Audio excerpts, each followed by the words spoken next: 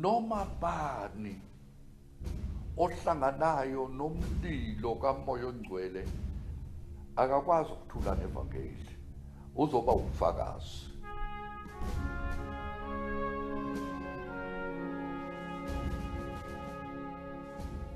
iBhayibheli lithi okholwa yimi njengokusho kwembhalo, eswini sakhe kuyogobhoza imifula yamanzi.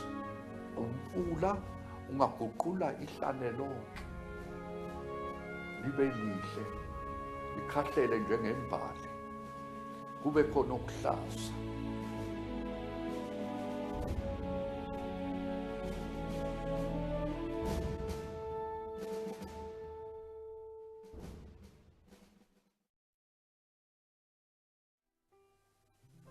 Angaze ngicabanga ukuthi ngizoshumayela ivangeli. Nakanye bengicabanga i-tennis, sport, imali ngolunye usuku. Angazi ngasizathu sini ngaya endlini yami yokulala, ngaguqa embedeni, ngalithatha iBhayibheli ngalivula. Kanti ngilivula lapho uJesu esekhuluma nabafundi bakhe esethi, Petru, uyangithanda na? Wathi, Nkosi, uyazi konke ukuthi ngiyakuthanda. Wathi, lusa amawundlu wami. Lapho ngifunda lawo mazwi, kwaba ngathi uJesu umi phambi kwami. Kungesiyo into engiyifundayo eBhayibhelini. Ngavuka khona emadolweni, ngaya kuma ubesekhishini ekuphekeni. Mathi, ma, angisakwazi ukumelana nentando yenkosi. Ngizinikele, ngiyavuma. Sengiyohamba ngibe umdubi wabantu. Into yokuqala engayizwayo ukuthi kwangathi nabakwaZulu bangakuthola lokho engikutholile nabo. Angazi ngasizathu sini, mhlawumbe ngenxa yokuthi besihleli nabo, sisebenza nabo. Ngoba uJesu wathi qalani eJerusalema, kwaba iJerusalem lami lelo ukuba ngiqale khona ekhaya. Ngisakhumbula intshumayelo yami yokuqala. Igazi likaJesu likuphi lendawo kuwe? Lisenhlizweni, lisebenza khona, hlanza inhliziyo, noma liphansi kwesithende sezinyawo zakho, uyalinyathela yini ngenyawo zakho? Baqhubeka-ke kanjalo, kube khona abantu abaningi abayinikelayo ngesikhathi, mhlawumbe 300, 400 abantu. Kodwa emva kwamasonto 3 sekuphele konke futhi. Sokufana nakudala. Lokho kwangihlupha, kwanginyakazisa njalo. Ngaze ngathi, uNkulunkulu, kwangathi ungathuma i-revival, kwangathi ungathulula umoya wakho, usebenze ngendlela ejulile ezinhlizweni zabantu. Futhi ngibuye ngikhumbuleke amavesi eBhayibhelini lapho uJesu uthi, okholwa yimi imisebenzi engiyenzayo nayo uzoyenza. Ngingayiboni leyo msebenzi. Ngifica abazalwane sebephelelwa uthando, bengasazwani, abanye sebexabene. Kodwa uthi yili ivangeli leli langempela. Ngafika-ke kwaMaphumulo ngo-1966. Ngaze ngithatha iBhayibheli ngathi, bazalwane, iBhayibheli lithi okholwa kimi njengokusho kwembhalo, eswini sakhe kuyogobhoza imifula yamanzi. Ngathi imifula yamanzi yagobhoza yini? Hayi, bathi ayikho. Ngathi nakima ngiyiboni kahle. Ake siyithathe-ke imibhalo siyifunde ukuthi ekholweni kwethu siyakholwa yini hayi njengokusho kwamaLuthela, hayi njengokusho kwamaWeseli, kodwa njengokusho kwemibhalo. Ngisakhumbula njengayizolo sahlangana endlini endala eyayisibaya senkomo. Sakhipha umquba, saklina indlu, sahlanganela khona sibe nenkonzo kuyilokhu sihlole incwadi yezenzo. Izinhliziyo zahlabeka ngoba sathola okuningi eBhayibhelini okungekho ezimpilweni zethu. Sasikhala kuNkulunkulu, sikhala inyembezi, sithi Nkosi senze sibe njengebandla lokuqala. uNkulunkulu esuke sebenza esibonisa izono zethu. Sasakhala sathi hawu Nkosi yehla, kodwa singazi ukuthi uzokwehla kanjani. Besingazi ukuthi kuzokwenza njani. Kwaza kwaba ngolunye usuku siguqile sithandaza sithi yehla Nkosi, kwaba ngathi ngikhumbula ngibeka isandla sami ekhanda ngikhothamela iNkosi, kube ngathi kukhona umoya ovunguzayo onamandla.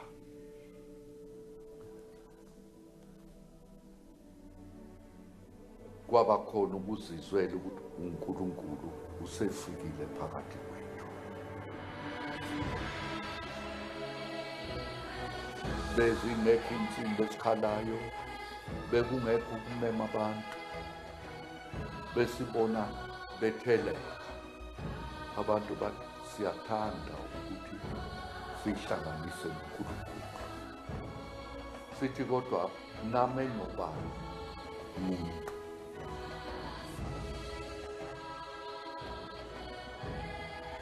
Umuntu oqala owafikayo ube yiSamuel enesikole sobungoma, ethi ngikhwelwe imimoya emibi, nginamademoni. uJesu angamkhulula na? Kwafika abesifazane, kwafika abesilisa, kwafika abamhlophe, kwafika abansundu, zonke iy'nhlobo zabantu. Kube ngathi umoya kaNkulunkulu ungena ezindlini zabo uyabaletha. Besingekho isidingo sokuthi sibashumayeze isikhathi eside. Yilo nalo bezwe ukuthi umoya ongcwele ungilahle ngezono zami, avume izono zakhe. Bekuyinto eyisimanga kube ngathi uJesu wokhele umlilo kamoya ongcwele wawusugijima. Saze sizwa-ke ukuthi endaweni ethile bangishayela ucingo ukuthi eTukela Feri entabeni bayehla abantu bezoyilahla bevuma izono. Sithi hawu lingaseKingscliff uNkulunkulu uyasebenza phakathi kwabantu. Abanye khona la eNtunjambili eMzansi, phenduka abantu. Sabona ihlane phenduke libe ingadi ngalamanzi akhokhozayo.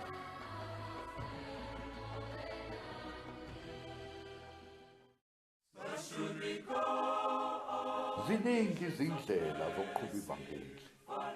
Sihambe nokucula, abazizwelayo ubizo ukuthi bayiqhube indaba, abanye bezwa ngomsebenzi base besimema besibizela emasontweni abo, bese besimema ukuthi sihambe amadilobho asemhlabeni naseYurophu nakwezinye indawo, kube khona amagatsha amaningi, kwandeke emhlabeni ngezindlela eziningi ezahlukeneyo. Ngesikhathi kuthululwa umoya ongcwele kwamaphumulo, baqhamuka abantu bevela kuzo zonke izindawo ezahlukeneyo. Sahluleka ukubaphindisela emuva, saswela indawo yokuthi sibabeke balale bathole ukudla. Saqala-ke ukufuna manje indawo besithi siyowuthola kamaphumulo, kodwa kwakhiyeka yonke imishuthu. Emva kweminyaka emine sayithola le ndawo. Manje lapho sithola le ndawo ngase ngibuza ukuthi leyo ndawo ibizwa ngokuthini. Bathi kukwasiza abantu. Ngathi kusho ukuthi indawo eyakhethwa uNkulunkulu ukuba uqhutshwe umsebenzi wakhe. Bekungekho lutho, kodwa ngathi uNkulunkulu uma kukhona wena kwenele.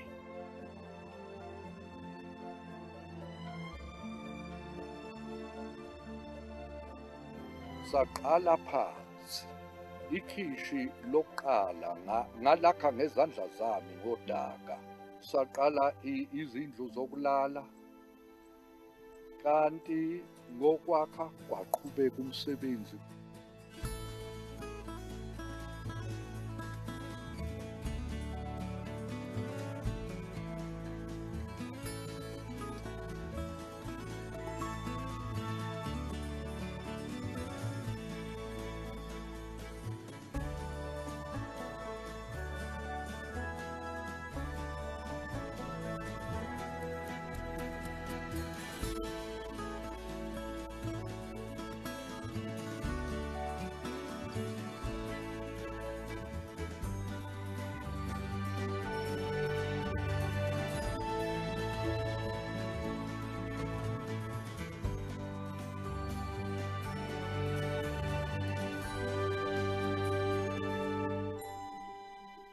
Usuku nosuku banda abantu. Sasingekho lapha sithatha khona imali. Sasebenzisa lokhu esinako. Sathi ake sizame thina sitshale amadumbe, sitshale amazambane, sitshale ubhatata. Besinezisebenzi ezisihlanu nje eqaleni. Izisebenzi zawuthwala umsebenzi, ilona lo waletha lokha nakho. Sasuka senza inkonzo njalo ebusuku, besinendlu encane la kungena 25. Emva kwalokho sakha indlu engenisa 200, yaze yabancane nayo. Sasathi hayi sekufanele ukuthi sidale linisu, sahloma amatende, kanti le ndawo inomoya. Ngelinye ilanga sinenkonzo cishe abantu abayi3,000 basuka isibhungubhungu. Lapho sibuka futhi sase sibona isibhakabhaka, sibona inkanyezi nenyanga, itende selisukile. Sasithi hayi asakhe manje i-auditorium ukuthi-ke uma sekufakwa abantu yonke indawo la kungangena 10,000.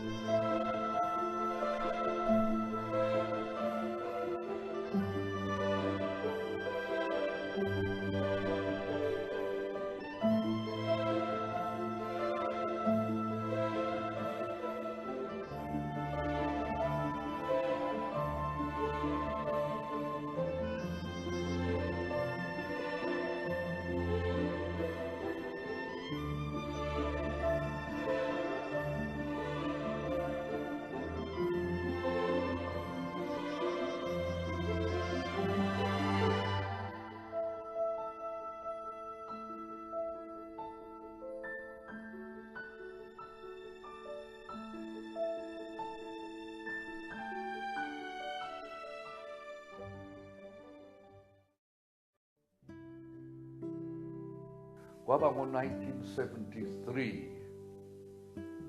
oSisitofosi wahlangana nokufa, wabuya futhi ekufeni.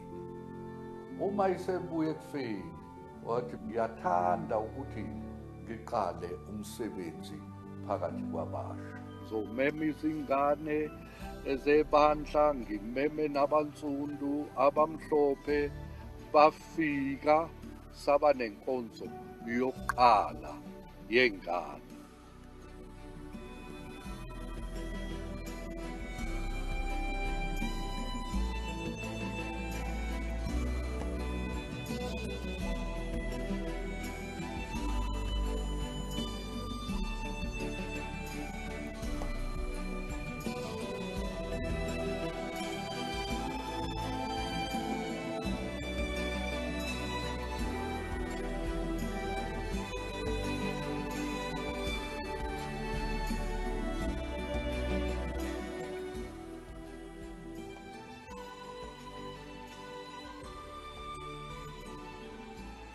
uNkulunkulu wasebenza enganeni, baze bathi hayi akuhlanganwe futhi ikusasa phela limi ngengane uma zona sihlangana nenkosi ikusasa loba lihle.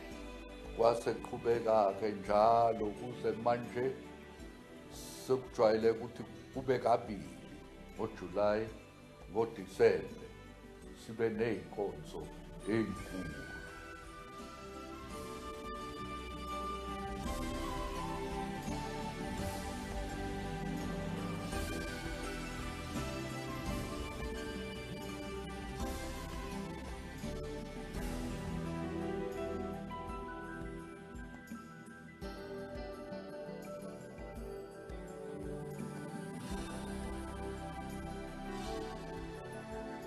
uNkulunkulu wasibusisa, saba nenkomazi, sathula yesibili, eyesithathu, saseka. Sasaba nenkinga-ke ukuthi ngezinye ikhathi ubisi liyasweleka bebaningi abantu, ngezinye insuku bebe bancane, ukuthi sokwenze njani? Athi hhayi asithathe-ke lolu oluseleyo siqale iyogothi, senze ucream ukuba lungonakali.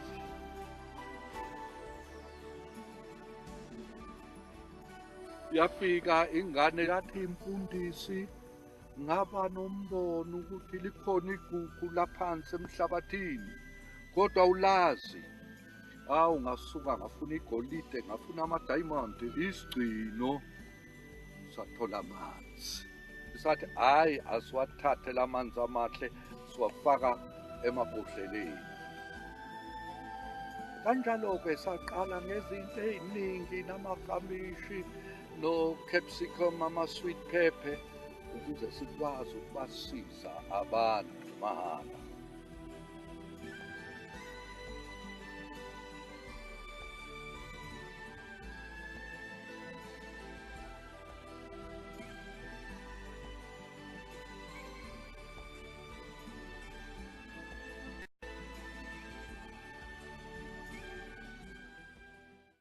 Manje isikole bekuyinto yokugcina ngingayifuni.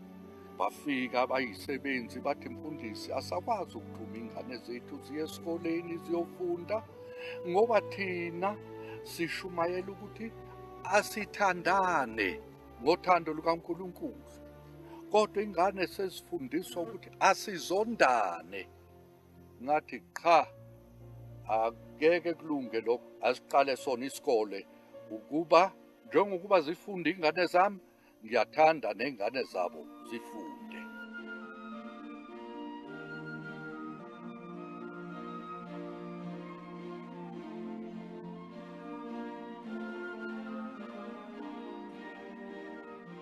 Abaningi bebehluphekile, bephenduka bengakwazi ukufunda, bethi siyathanda ukufunda.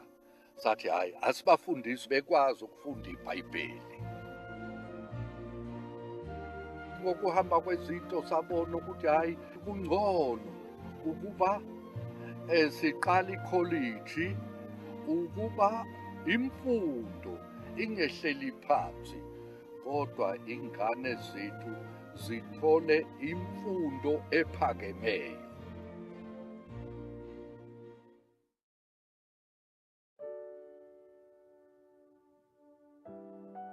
AIDS isifo esibi, sifana nesihoko esisemhlabeni. sakhala kuNkulunkulu athi naye sinenkinga entsha manje, sizobasiza ngani? uNkulunkulu wasihawukela, bafika abanye enkonzweni basizakala, bakhulekelwa, basinde.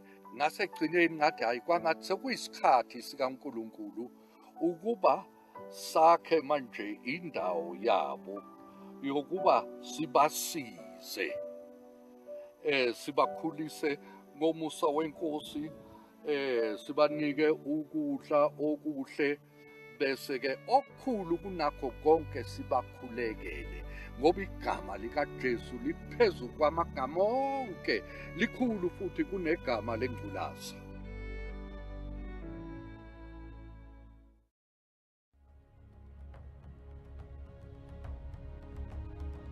Izinhliziyo zethu zigcwele ukubonga ukuthi kusukela ku-66 kuze kube namhlanje uNkulunkulu usasebenza ngendlela efanayo. Umsebenzi uyaqhubeka futhi ngamandla, uyakhula.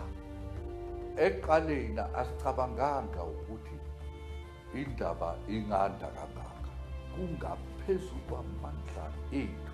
Asikwazi ukufinyelela kuzo zonke iy'ndawo, kodwa ngomusa uNkulunkulu usigcinile ukuba le minyaka engama40 singapheli amandla. Qhubeka indaba. Ngiyacela ukuthi laba abazoza emva kwami babe nomfutho omkhulu kunami. Engikufisayo ukuthi umsebenzi ungehli, ukuthi ngomusa wakhe awugade lo msebenzi, uqhubeke, ukuthi lo mlilo ungacimi kuze kukhale icilongo lokugcina emafwini.